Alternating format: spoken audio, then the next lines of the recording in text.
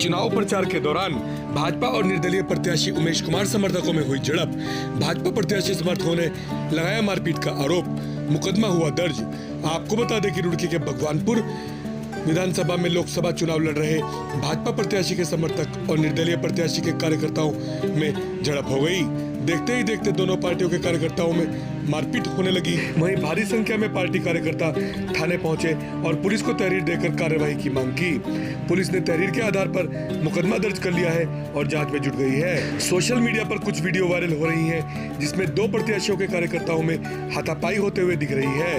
वहीं एक वीडियो में एक पक्ष के कार्यकर्ता चुनाव प्रचार सामग्री को हवा में उछालते हुए दिखाई दे रहे हैं। बताया जा रहा है कि मामला भगवानपुर के गगलेडी चुडियाला मार्ग तिराहे का है, जहां पर गाड़ी को साइड लेने को लेकर दोनों प्रत्याशियों के कार्यकर्ताओं में हाथापाई हुई।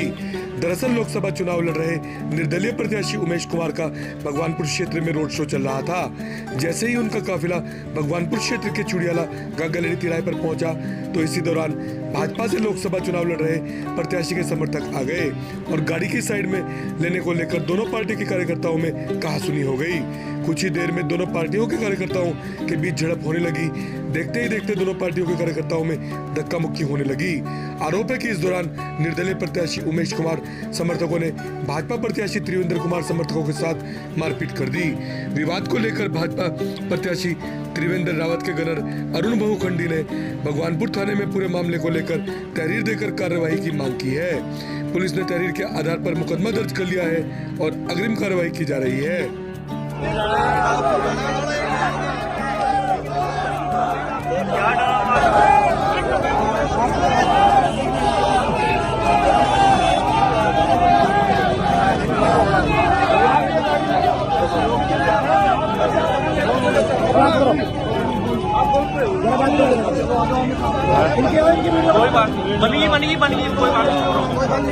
ये गुंडागर्दी की पराकाष्ठा मैं आपको बता देना चाहता हूँ कि माननीय त्रिवेंद्र रावत जी, एक छोटा सा नॉर्मल सा हमारा कार्यक्रम था। 20-25-30 कारों के काफिले के साथ हम कुंजा बहादुरपुर गांव पहुंचे। शहीद राजा विजय सिंह स्मारक पर माल्यार्पण का कार्यक्रम था और उसके बाद उनकी एक पुलिस्ता में एक कुछ राजपूत समाज के लोगों से एक मीटिंग थी। तो हम लोग वहाँ से तब निकले तो चुडियाला में पहुँचे, तो वहाँ उमेश कुमार का काफिला आगे आगे हमें मिला। तो हमने अपनी गाड़ियाँ स्लो करके कुछ देर हम रुके कि इनको जाने दो, क्योंकि एक व्यवस्था है ये राजनीति की। चुनाव अगर लड़ रहा है कोई और दूसरा विपक्षी पार्टी को सामने आ जाती है तो दूसरे को पहले ही व्यवस्था में साइड हो जाना चाहिए। ये सोच हमने अपने बड़ों से हमने सिस्टम सीखा है और हमने किया। हम रुके रहे काफ़ी देर वहाँ, फिर उसके बाद हम धीरे धीरे गाड़ी आगे बढ़ी, उनकी भी गाड़ियाँ बढ़ रही थी। अब धीरे धीरे हम चल रहे थे, तो त्रिवेंद्र जी का फ़ोन आया कि मेरे कार्यक्रम लेट हो गए हैं, थोड़ा आगे निकलना है, मैं गाड़ियाँ आगे लो।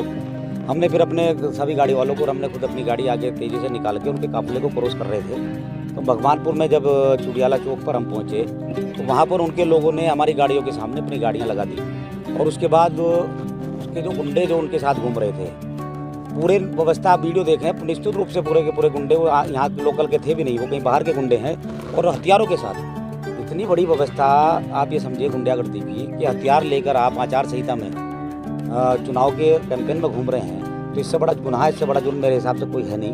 तो निश्चित रूप से जब उन्होंने वहाँ पर हमारी बात हुई, आपस में बहुत गर्म हमारे कार्यकर्ताओं में और उनके साथ गर्मा गर्म बहस हुई।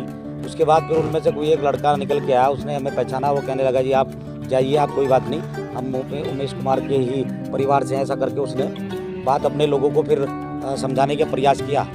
हम अपनी गाड़ियाँ लेकर आगे चलने लगे। उसके बाद फिर जब हमारी गाड़ी थोड़ी आगे निकली तो हमारे काफिले में जो पीछे बीच में गाड़ी थी उसमें 3 लड़के हमारे जो काफिले में थे, उन लड़कों को निकाल कर उनके साथ उन्होंने मारपीट बदतमीजी करी, उसका वीडियो भी है। और उसके साथ साथ आदरणीय त्रिवेंद्र रावत जी, उनके पीएस के साथ उन्होंने मारपीट करी है। अब आप समझिए कि एक प्रत्याशी के पीएस के साथ मारपीट करना और अपनी अपनी व्यवस्था से सब लोग वर्करी कर रहे हैं, अपनी अपनी पार्टियों के लिए वोट मांग रहे हैं। आप अपने तरीके से कर रहे हैं, हम अपने तरीके से कर रहे हैं, लेकिन गुंडागर्दी से राजनीति नहीं होती, गुंडागर्दी से चुनाव नहीं जीते जाते हैं। ये कोई बिहार नहीं है, ये उत्तराखंड है और उत्तराखंड की जनता वो शांतिप्रिय जनता है। हरिद्वार जिला शांतिप्रिय लोगों का जिला है, चाहे हिंदू हो या मुसलमान हो, कोई नहीं चाहता कि यहाँ उग्रता हो, कोई नहीं चाहता यहाँ गुंडागर्दी हो।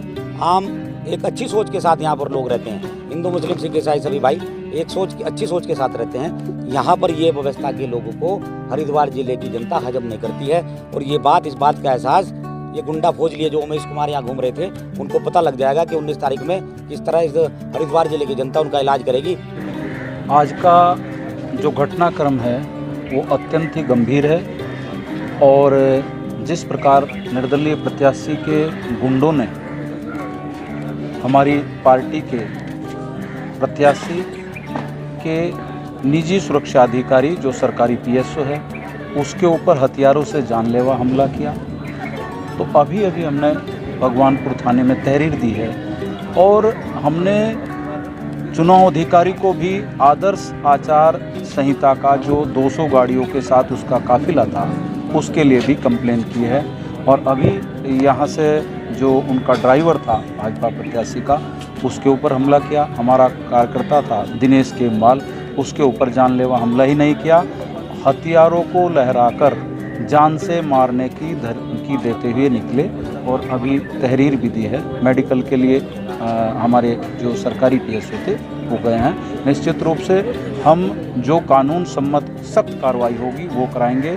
और इसी निर्दलीय प्रत्याशी ने, आपके ध्यान होगा, जब ये चुनाव लड़ रहे थे तभी वहाँ हमारी पार्टी के जो नेता हैं रविंद्र पनियाला, उनके लोगों पर भी हमला किया था।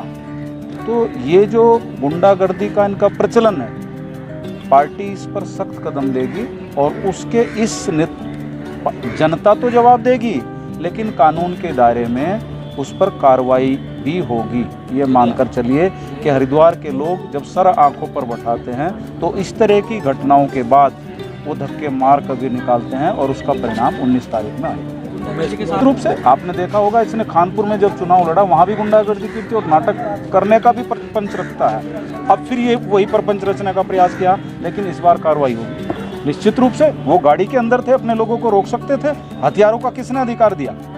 आदर्श चुनाव आचार संहिता में वो हथियार लेकर और सरकारी गनर पर हमला करेंगे, किसने अधिकार दिया?